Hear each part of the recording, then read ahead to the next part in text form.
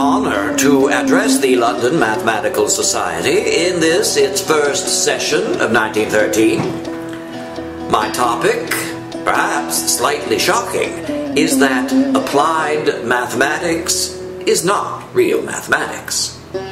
You heard me correctly. Applied mathematics, such as the calculations that allow us to build bridges, is not mathematics because it is ugly.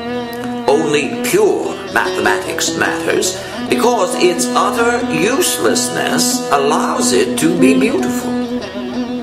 Let me explain. A mathematician is a shaper of patterns. He is the same as a poet or painter. His patterns, like theirs, must be beautiful if they are to last. Oscar Wilde believed in art for art's sake. I believe in mathematics for art's sake, as does every real mathematician.